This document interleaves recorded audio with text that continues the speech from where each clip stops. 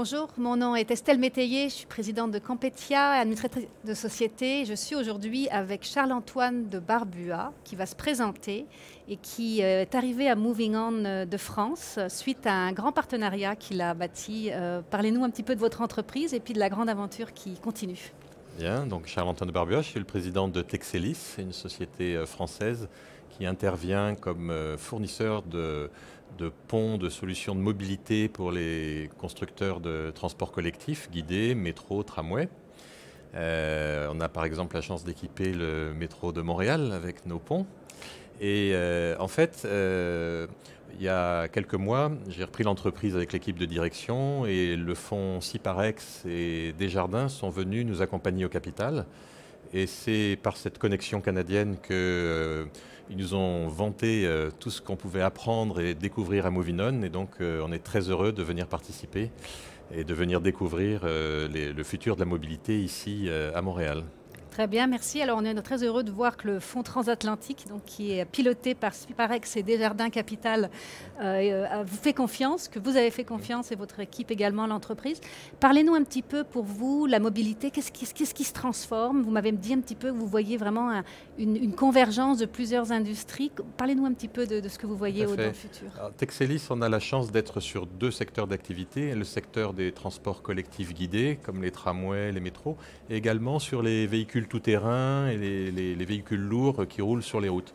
Et aujourd'hui, effectivement, on voit une convergence des deux univers avec en particulier des transports collectifs qui sont guidés mais qui ne sont plus guidés mécaniquement. Donc qui doivent aussi avoir une tenue de route, une capacité d'accélération et de freinage avec des pneumatiques. Et du coup, on arrive à combiner les savoir-faire des deux secteurs pour proposer des solutions innovantes à nos clients constructeurs qui sont en train de défricher ces véhicules autonomes, ces tramways sur pneus, ces solutions qui sont nouvelles. Et donc nous, on va apporter notre compétence sur la partie de la liaison au sol, de l'intégration de modes de freinage qui peuvent être électriques, hydrauliques, pneumatiques, et également avec des modes de propulsion différents, pendant que nos clients s'occupent de la partie, ils défrichent la partie innovation, guidage automatisé, prise en compte de connexions, de différentes intermodalités. Donc comme ça, on répartit un petit peu la chaîne de valeur différemment. Et je trouve ça très intéressant dans un monde où toutes les entreprises se déclarent entreprises numériques, d'avoir décidé que votre savoir-faire, il est extrêmement physique, hein, le freinage, vos véhicules sur comment un véhicule s'arrête, accélère, etc. sur les routes. Vous m'avez parlé également de créer cet écosystème de start-up, de vous voir un peu comme un intégrateur plutôt que de réinventer la roue. Parlez-nous un peu de ça aussi. Alors on a un socle industriel solide puisque la partie des transmissions, on les fabrique nous-mêmes, on les conçoit, on les teste, on les fabrique. Mais on a décidé aussi effectivement de proposer des solutions en intégrant les différents composants qui permettent d'assurer la mobilité du véhicule. Et donc en venant ici au Canada, notre idée c'est aussi d'aller à la recherche de partenaires potentiels, d'entreprises qui peuvent être de notre taille, pour pouvoir ensemble proposer des solutions intégrées à des constructeurs ou même à des startups qui voudraient développer des solutions innovantes et qui ont besoin de s'appuyer sur des entreprises partenaires qui maîtrisent les technologies de base pour assurer la sécurité du transport, des passagers. Et puis il faut que ça roule pendant 30 ans ou 40 ans. Alors c'est appel donc aux intéressés de prendre contact si vous êtes dans cette sphère-là. J'aime beaucoup la notion de véhicules qui sont là pour 30 ans. On parle beaucoup aujourd'hui d'entreprises qui bâtissent des affaires pour le long terme. Vous m'avez parlé également de traçabilité. J'aimerais qu'on en parle un peu parce que c'est très important dans le manufacturier. On n'en parle pas beaucoup, mais parlez-nous un petit peu comment vous êtes organisé. En fait, dans ces activités de transport public, la notion de sécurité des passagers elle est essentielle. Et aussi la notion de maintien en condition opérationnelle pendant 30 ans. Ça veut dire que chaque fois qu'il y a un incident, nous devons prouver que l'organe qui a pu être en cause a été fabriqué dans les bonnes conditions, avec les bons réglages, avec les bonnes dimensions. Et donc chacun des organes est individuellement identifié, ainsi que tous ses composants, pour pouvoir, après coup, 5 ans, 10 ans après, retrouver le pédigré complet de cet organe et s'assurer qu'on n'a pas un risque sécuritaire qui pourrait toucher d'autres véhicules. Très bien. Alors, qu'est-ce qui fait qu'une entreprise de 350 personnes, une PME, en région française, arrive à aller chercher des marchés internationaux comme ça? Votre expertise, d'où vient la différenciation et... Il y a 10 ans, en fait, on était un morceau d'une entreprise industrielle qui est Renault Trucks, dans le groupe Volvo. Et on a pris notre indépendance et on s'est rendu compte qu'on avait déjà couvert le marché français. Et donc, les autres clients, il fallait les chercher à l'export. Et en choisissant d'être sur des niches, on s'est dit, il faut qu'on ait une dimension mondiale, parce que notre niche est étroite, mais il faut qu'on devienne leader du marché. À ce titre, par exemple, les métros sur pneus, les métros légers automatiques sur pneus ou lourds, comme celui de Montréal, nous sommes le leader mondial des ponts pour ces véhicules. Et on partage ce leadership avec Michelin, puisque très souvent, au bout de nos ponts, c'est des pneumatiques Michelin qui équipent les tramways sur pneus, les métros sur pneus, les métros légers automatiques sur pneus. Donc là, la boucle est bouclée. Absolument. Et puis on est très heureux de vous avoir à Montréal. On espère que vous allez rester et investir ici également.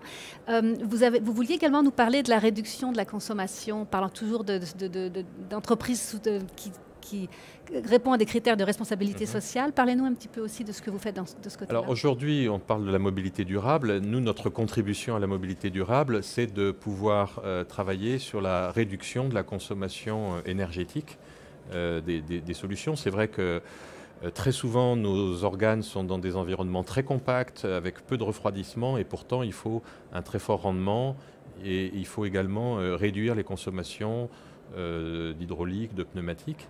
Donc l'idée, c'est que plus on va travailler sur l'efficience énergétique de la partie roulement, plus on va augmenter l'autonomie de véhicules électriques par rapport à leur batterie ou réduire la consommation énergétique pour un parcours donné. Donc ça fait partie de nos thèmes de recherche et de développement. D'accord. Alors moi j'ai très envie de vous poser la question sur quels sont les autres thèmes de recherche et développement sur lesquels vous travaillez, dont vous pouvez parler. En fait, notre travail, c'est de permettre à des gens qui conçoivent des véhicules un peu particuliers d'avoir la meilleure solution de liaison au sol et de mobilité. Donc on est beaucoup sur du co-développement et de la co-ingénierie avec nos partenaires constructeurs. Quelquefois même d'ailleurs, pas en sous-traitant aux fournisseurs de rang 1, mais en co-traitant vis-à-vis d'un client final. On travaille donc sur la co-ingénierie, on travaille sur l'efficacité de la production en série, parce que la notion du coût final lié au kilomètre parcouru, tout ça c'est payé par les usagers ou par les collectivités locales, donc c'est très important. Et puis également le maintien en conditions opérationnelles avec les grandes révisions. Donc c'est pour ça qu'on a aussi développé un réseau de partenaires dans le monde entier qui sont nos agents réparateurs pour pouvoir assurer le service et la rénovation des équipements. On a un tel partenaire par exemple à Montréal avec qui on travaille très bien. Très bien, donc l'entreprise globale Voilà. Et locale en même temps. Absolument. On parlait justement de cette entreprise locale. Au Québec, on aime beaucoup les entreprises qui sont en région parce qu'elles développent l'emploi en région et puis il y a des gros avantages. Vous êtes dans le Limousin, parlez-nous un peu de la région puisque ça apporte à une entreprise d'être très fortement ancrée avec cette communauté d'affaires et communauté en général. Alors c'est vrai que Limoges peut paraître un petit peu enclavé. En fait, on y trouve un gros intérêt. Il y a une très forte solidarité locale et régionale pour l'aide des entreprises. Et puis, alors, il faut être un tout petit peu plus convaincant à un moment pour attirer les talents. Mais une fois qu'ils sont là, ils sont très contents et donc on les garde un peu plus longtemps aussi. Donc ça présente aussi cet avantage. Parfait, très très bien, merci. Il nous reste quelques minutes. Est-ce que vous avez un message particulier que vous voulez donner pour conclure un peu cet entretien? Je vous laisse la parole. Merci. Le message, en fait, on veut profiter aujourd'hui de notre présence ici à Montréal et au Canada pour voir quelles opportunités supplémentaires de partenariat et de contribution. Aujourd'hui, on a un niveau d'activité qui s'approche de la justification d'une implantation locale.